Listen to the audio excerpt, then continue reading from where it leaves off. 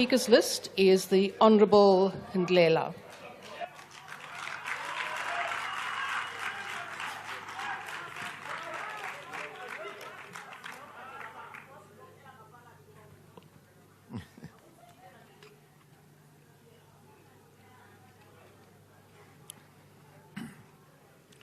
Honourable Speaker, respected members of Parliament, today I rise on behalf of the Mkhonto weSizwe Party under the leadership of President Zuma and our party leader, Dr. John Hlophe.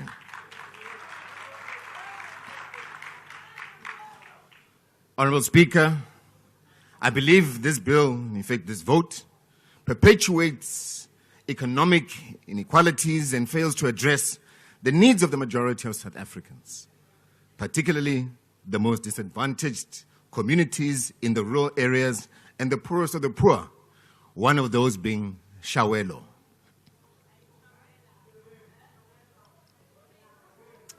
Honourable Speaker, there are some that refer to themselves as builders, and as the Progressive Caucus, led by Mkhonto weSizwe, as breakers. Now, how is it that we are referred to as breakers when the same president led the breakdown of the same state entities that he is nestling in the presidency today? How is it? The only conclusion I can give is that they refer to us as breakers because they know, as the incoming government, we are going to be the breaker of service delivery records.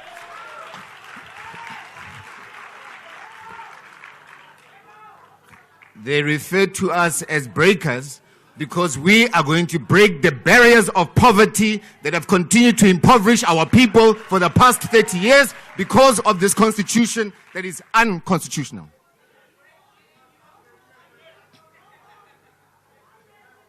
Now, as the howlers continue, I'll continue to be progressive. Speaker.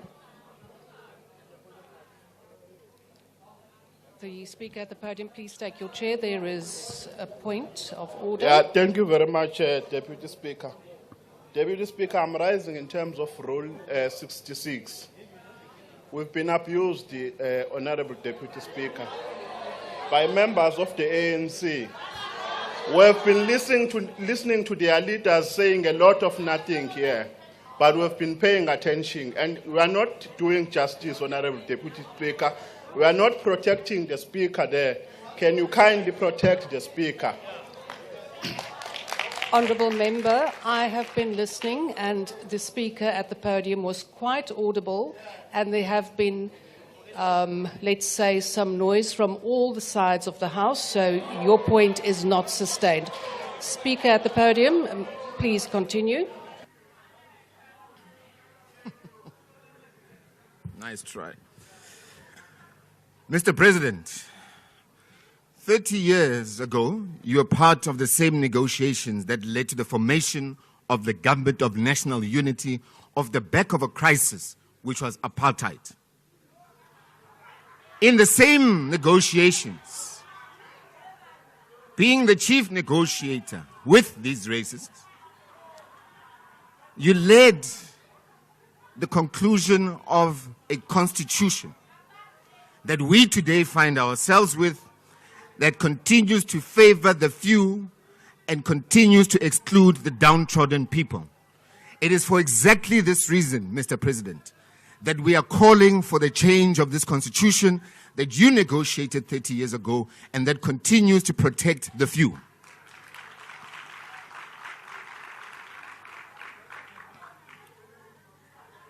Today, Mr. President, 30 years down the line, you emerge as the chief negotiator for another government of so-called national unity. Now, wouldn't you say, Mr. President, that being the case with your emergence is in effect a perpetuation of what has transpired when what started 30 years ago? Are we saying, Mr. President, that with this so-called government of national unity, which you've also negotiated on behalf of the people that rejected yourselves, will change anything that has not been addressed in the past 30 years? My answer is a big, resounding no. Now, Mr. President, we refer to issues of water in this country. That same constitution 30 years ago protected the rights of certain individuals, the few, who today have got the rights to dams. And guess what? Unfortunately for Minister Mkhuni, when he was Minister of Water and Sanitation, he tried to take this to the courts to institute water reforms.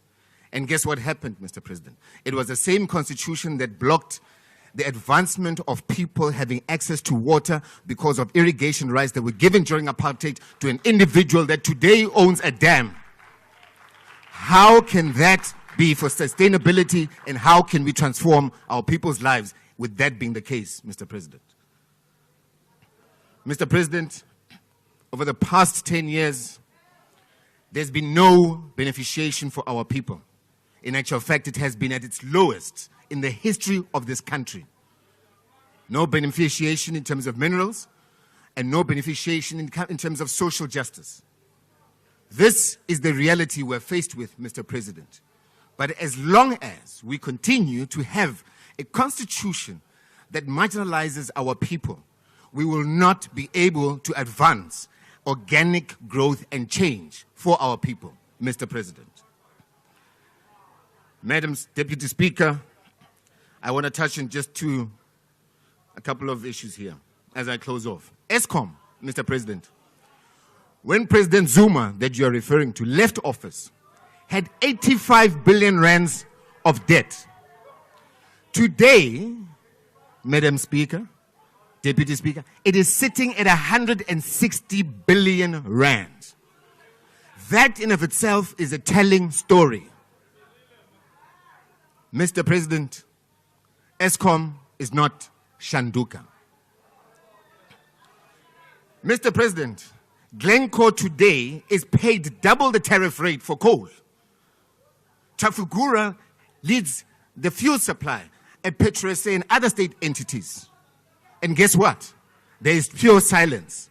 Mr. President, PetroSA is not SHANDUKA. Transnet, Mr. President, today has been experiencing dilapidating infrastructure since you took office. The ports are being privatized, and the nervous system of Transnet has been outsourced to your friends, being Bidvest. Mr. President, Transnet is not SHANDUKA.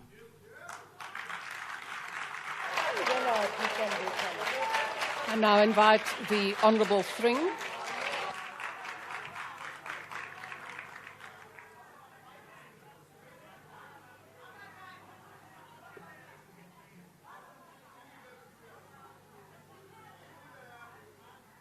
Order, members.